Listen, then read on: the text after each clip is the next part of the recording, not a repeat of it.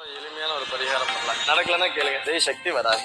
கோயில்ல பண்ற பரிகாரம் ஒண்ணு, வீட்டுல பண்ற பரிகாரம் ஒண்ணு. என்ன பாத்தீங்கன்னா, கோயில் என்ன இங்க வராகிக்குள்ள என்ன பண்ணனா வசம்புன்னு சொல்லும் பாருங்க. வசம்பு, இந்த வசம்பு வந்து பாத்தீங்கன்னா 42 வசம்பு, அதாவது 42 ஒற்று கணவன் மனைவி ஒற்றுமையை சொல்லக்கூடியதா இருக்கும். அதனால அந்த 42 வசம்பு வந்து பாத்தீங்கன்னா பச்சை கலர் நூல்ல வந்து கட்டிட்டு அம்பாளுக்கு எடுத்து வந்து கணவன் மனைவியா ஒரு டைம் வந்து அம்பாளுக்கு சாத்திட்டு வேண்டிக்கலாம். கூடி சீக்கிரமாவே வந்து பாத்தீங்கன்னா அந்த கணவன் மனைவி பிரச்சனை தீரும். ஏன் அப்படின்னா வாராகி வசம்புல இருந்து வசியமாக்குவாள், அதாவது ரெண்டு பேருமே ஒத்துமையை தரக்கூடியவர்கள் சொல்லுவாங்க. பச்சை அப்படின்றது புதனக்குரிய புதன் பாத்தீங்கன்னா ஈர்ப்பு தன்மை, வசீகரணும்னு சொல்லுவாங்க. இப்ப கணவன் மனைவிக்குள்ள நல்ல ஒரு அந்யோன்யம் ஒற்றுமை எப்பயுமே இருந்துகிட்டே இருக்கும். இது கணவன் மனைவி செய்யக்கூடாது. அதே மாதிரி வசம்போட சேர்த்து எலுமிச்சபழ மாலையும் 42 எலுமிச்சபழம் அம்பாளுக்கு சாத்திட்டு வேண்டிக்கிறதுங்க. இது வந்து நம்ம கோயில செய்யக்கூடிய ஒரு முக்கியமான பரிகாரம். அதோட சேர்த்து கோயில் அவங்க வேண்டினதுக்கு கோயில 42 முறை வந்து கணவன் மனைவி ரெண்டு பேரும் சேர்ந்தாப்புல இந்த கோயிலை சுத்திட்டு வருது. இப்படி சுத்திட்டு வந்து வேண்டும் போது இங்க உட்கார்ந்து பிரார்த்தனை பண்ணாவே நிறைய பேர் நம்ம கோயிலுக்கு வந்தோம்னா டைவர்ஸ் வரைக்கும் போனவங்க கூட சிம்பிளா நல்லா ஒற்றுமையா இருக்காங்க. இந்த கோயில் நிறைய பேர் அந்த மாதிரி கேட்டிருக்காங்க. நான் இவ்வளவுதான் பரிகாரம் சொல்ல, நிறைய பரிகாரம் எல்லாம் வேண்டாங்க, இதை செய்யுங்க போதும். ரெண்டு பேரும் சேர்ந்து கோயிலை சுத்திட்டு வந்துட்டு கோயில உட்காந்துட்டு அம்மா கிட்ட உங்களுடைய பிரச்சனையை சொல்லுங்க,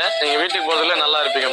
வீட்டுக்கு போகும்போது நிறைய பேர் வந்து ஒரு நல்ல அந்யோன்யமா வாழ்ந்துகிட்டு இருக்காங்க. இவ்வளவுதான். அதோட சேர்த்து பால் பாயாசம் கொண்டு வந்து அம்பாள் நைவேதம் பண்ணி 4 பேர் பிரசாதமா கொடுக்குது. இவ்வளவுதான் கணவன் மனைவி ஒற்றுமைக்கு கோயில செய்யக்கூடிய பரிகாரம்.